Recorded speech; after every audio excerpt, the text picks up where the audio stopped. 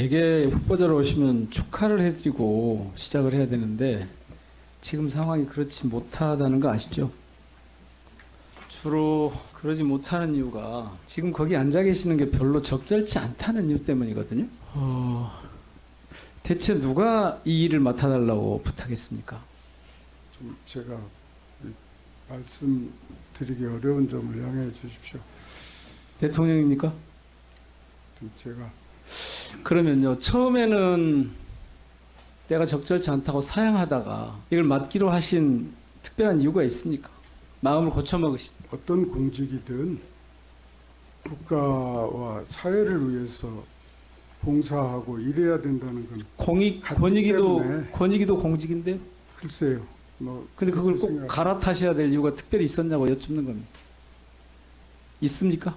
없습니까?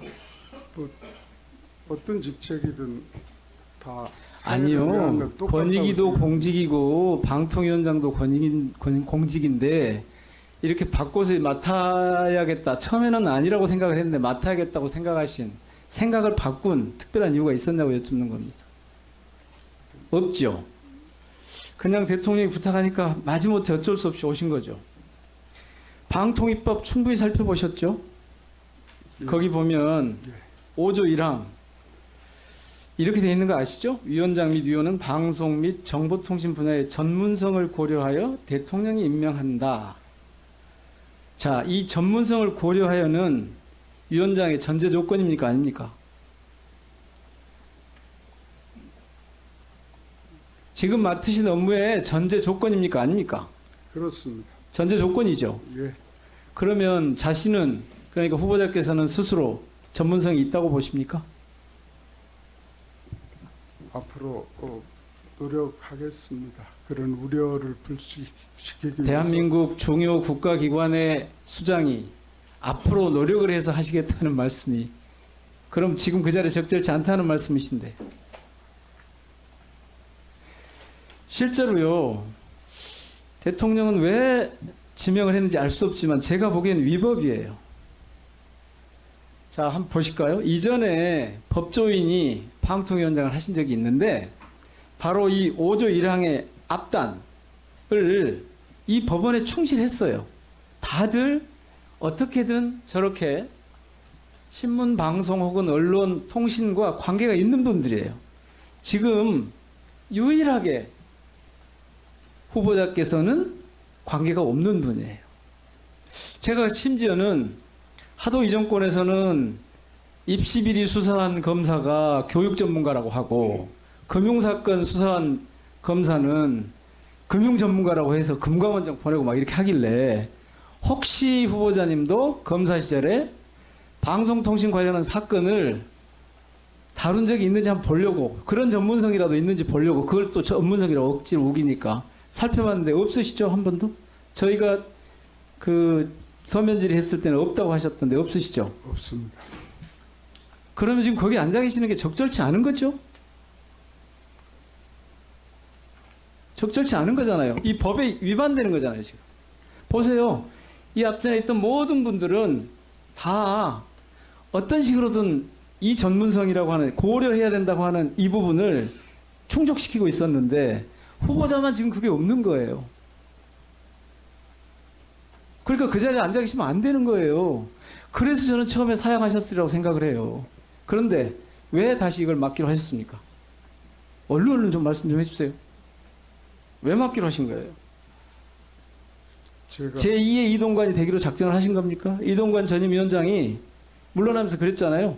내가 나가도 제2의, 제3의 이동관이 나올 거다. 지금 그렇게 오신 거죠. 이 방송통신위원회라는 기구 그 자체가 대부분이 규제 업무가 많고 규제를 하려면 그쪽 분야에 대한 조그만 전문성이라도 있어야 규제를 제대로 하죠. 규제 업무야말로 법률가의 영역이 아니고 전문가의 영역이에요. 그래서 그간의 어떤 규제에 관련한 저희 그 업무 경험하고 대한민국 정부의 모든 부처에는 규제 업무가 있습니다.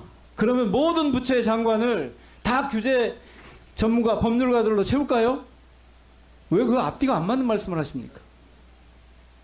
그러니까 검사공화국, 검사가 나라라고 듣는 거 아닙니까?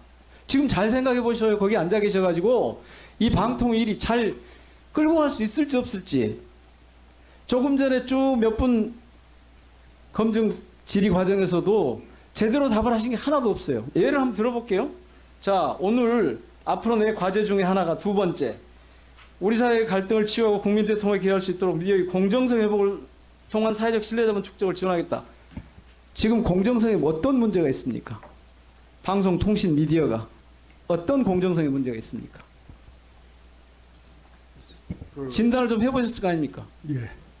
어떤 문제가 있습니까? 공정성에. 아까 말씀드린 대로 가짜 뉴스라든지 또는 가짜 뉴스가 뭡니까? 가짜 뉴스는 저는 어떤 목적을 위해서 사실이 아니거나 허위인 그런 정보 지금 우리 언론 미디어가 그런 가짜 뉴스를 주로 다루고 있습니까? 아닙니다. 그러면요? 그것이 인터넷이나 이런 쪽을 가만히 계세요. 다루고 있어요? 가짜 뉴스를 막 보도를 하고 있습니까? 지금 KBS, MBC, JTBC 막 이런 데서? 인터넷이나 이런 그 통신 쪽에 그런 문제가 많이 있고 그 다음에 보도 자체의 그 형평성 그 부분에 대해서 상당한 의문이 있고 국민들 모두 지금 알아야 면장을 보도가 하는 겁니다. 아까 공정성과 이용자 보호를 주요 과제로 삼겠다 하셨죠. 예. 아니 공정한 보도가 이루어지고 있는지 공정성에 어떤 훼손이 있는지 진단이 안 되잖아요. 가짜 뉴스라고 개념도 모르는 그걸 가지고 와서 지금 도대체 이 언론 생태계를 재단하시겠다는 거예요. 아니 그 보도에서 편파성에 대한 시비는 많은 국민들이 가지고 있습니다. 자, 정리해 주십시오. 수고하셨습니다.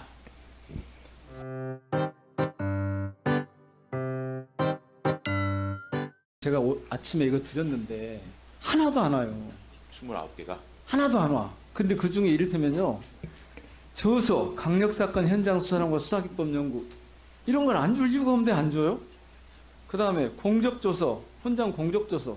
이 훈장 공적조서는 자신이 사인하게 돼 있거든요. 제가 훈장을 받겠습니다 하고 자꾸 아까 보니까 후보자가 딴소리를 하세요.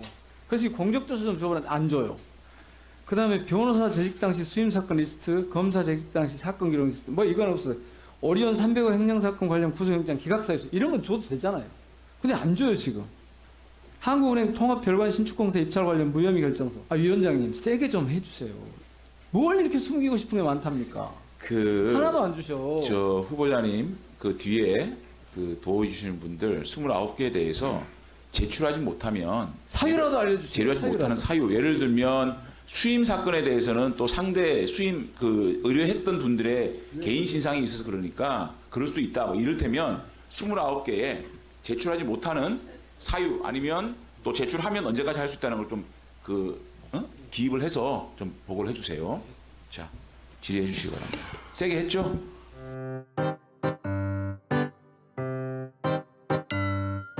후보자님, 예. 오전에 제가 전문성을 고려해서 위원장과 위원을 임명해야 된다 이 부분에 대해서 동의를 하셨고 예. 그게 전제라고 하는 걸 말씀을 주셨고 그래서 스스로 후보자 스스로 생각해도 전문성이 부족하다 이건 이제 인정을 하셨어요. 그래서 제가 그 서면지를 통해서 몇 가지 좀 봤는데 이게 좀 이해가 잘 안 돼서 좀 확인을 좀 해볼게요. 자, 제가 그렇게 질문을 했어요. KBS가 노영방송이라고 하는 말에 동의합니까? 그 이유가 무엇입니까? 이걸 제가 여쭙는 이유는 오전에 저한테 마지막 답변이 무엇이었냐면 방송의 편파성이 많다고 국민들이 얘기하고 있다 그러셔서 그 편파성의 이유가 뭡니까? 라고 지금 여쭈려고 그런 거예요. 저걸 보니까 아마 저게 특정 세력에 영향을 미쳐서 그렇다라고 말씀을 하시는 건가요? 편파성의 이유가 뭡니까? 뭐라고 보십니까? 편향성을 예, 말씀드립니다. 예. 그러니까 편파 보도. 네. 편파 보도 내지 편향성. 예. 근데 제가 KBS가 노영 방송이라고 생각하지는 않습니다. 근데 어떤 방송도 예. 특정 어느 세력의 영향력에 의해서 좌우되면 안 된다는 그 말씀입니다. 아, 그런데 뭐가 편파적이냐고요, 그러니까. 노조가 영향을 미쳐서 편파적이라고 보신 거 아니에요? 아닙니다. 예. 아니, 지금 저렇게 답을 하셨는데 그거 아닙니까, 그러면? 그런 얘기는 아, 그럼 아닙니다. 노영방송이란 말에 동의하지 않으시는군요. 대한민국의 공영방송들을 노영방송이라고 규정하는 것에 동의하지 않으신다. 동의하지 않습니다. 예, 굉장히 다르시네요. 제가 지금까지 쭉 뵀는데 전임 방통위원장님하고 지금 후보자님하고 가장 다른 부분이 그 부분이네요. 자, 그런데 특정한 세력에 영향을 미치면 안 된다. 그러면 국가기관에도 특정한 세력에 영향을 많이 미치면 안 되겠네요.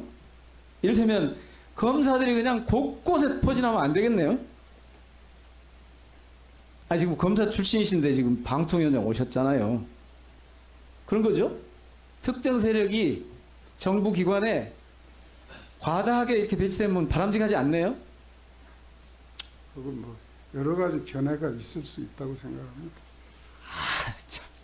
여러 가지 견해가요? 예. 그러니까 그 얘기는 검사들이 대거 요직을 차지해도 괜찮다는 말씀이시기도 하네요? 보기에 따라서 그 생각에 따라서 여러 가지 견해가 있을 수 있다고 생각합니다. 그러니까 검찰국가 검사 나라라고 하는 비판을 받아도 그렇게 할 수도 있다. 그 말씀이신 거예요? 좋습니다. 예, 예. 뭐 그렇게 생각하실 수 있으면 그렇고요. 자, 그래서 제가 다시 한번 그 방통위를 잘 끌고 가실 수 있는지 한번 여쭤봤어요. 네 번째 질문에 방송통신 분야의 시급한 현안 5가지가 뭐라고 보십니까? 그랬더니 5가지 말씀 안 하시고 앞으로 상임위원들과 협의하고 학계, 산업계 등 폭넓은 의견 수렴을 통해 정책을 고민해 나가도록 하겠습니다. 이러셨죠? 그 다음에 또 앞으로 이 방송통신 분야 3대 과제는 무엇입니까? 그랬더니 역시 또 똑같은 질문을 하셨어요. 그 다음에 다시 제가 취임을 만약에 하시게 되면 이 3개의 과제를 어떻게 해결하실 겁니까? 했더니 또 똑같은 말씀을 하셨어요. 그래서 제가 그러면 역점을 두고 추진할 한 가지만 말씀해 보십시오. 그랬더니 또 똑같은 말씀 하시죠. 봐보세요. 4번을 똑같은 말씀을 하시는데 무슨 답변하셨는지 기억이 없으시죠? 그냥 직원들이 갖다 붙인 거죠? 아닙니다. 그러면 직접 저렇게 붙이지는 않았을 거고. 그러니까 어지간해야 되는데 제가 전문성 문제를 삼는 건 이런 것 때문에 그렇습니다. 방심 업무 관련해서 파악이 안 돼 있으니까 또 뭘 해야 될지를 모르시니까 같은 답변을 계속 하고 계시는 거예요. 한 가지만 더 여쭤볼게요. 자, 전임 위원장은 방심위는 민간독립기구여서 방통위원장이 어떠한 지시나 간섭하지 않는다 이러셨거든요. 후보자께서도 방통위원장 되면 안 하실 거죠? 그렇습니다. 절대 안 하실 거죠? 그렇습니다. 예. 직무와 관련해서는 근데 그래 놓고 예. 가짜뉴스 그 말도 많고 탈도 많은 가짜뉴스 전담 심의센터라고 들어보셨죠? 그 얘기는 들어보셨겠죠? 들어봤습니다. 네. 근데 그거를 보시는 것처럼 긴밀하게 방심위원장이 방통위원장과 협의했다 이렇게 나왔어요. 저러면 안 된다는 거죠. 저렇게 현재 방심위원장이 방통위원장과 긴밀하게 협의를 거쳐서 결정했다 이렇게 위증을 하시고는 이번에는 이 청구민원에 대해서 국기문란이라고 하시는 거예요. 방심위원장이 저런 태도로 일하면 안 되는 거죠. 그리고 위원장님하고 접촉해서 뭘 이렇게 해보자 저렇게 해보자 상의하고 그러면 안 되는 거죠. 그렇습니다. 민간 예. 심의기구이기 때문에 독립기구고 업무에 관해서는 방통위와는 자, 전혀 그런데 유리돼 있는 것이 맞다고 생각합니다. 유리는 아니고 분리돼 있겠죠. 분리돼 있는 것이 맞다고 자, 그런데 예. 지금 방심위 관련 법, 그러니까 방통위법, 앞으로 관장하시게 될 방통위법을 보면 어디에도 방심에 문제가 생겼을 때 이걸 풀어나갈 방법이 없어요. 어디에도. 예를 들면 방심위원장이 뭘 잘못했다, 방심 직원들이 뭘 잘못했다 했을 때 자체 규정 말고는 없어요. 그래서 지금 저 방심위원장이 자기 마음대로 하고 있는 거예요. 공직자들 국기문란이라고 엉뚱하게 얘기하고 이 부분을 어떻게 고민해 갈 것인지. 그러니까 방심위에 대한 규제 장치가 없습니다. 이 입법 미비사항에 법을 쭉 살펴보니까 그래서 아무도 방심위를 규제할 수 없게 돼 있으니 이 부분을 어떻게 할 것인지 고민을 좀 하셨다가 혹시 방통위원장을 하시면 제대로 검토를 해보시기 바랍니다. 알겠습니다. 예, 수고하셨습니다.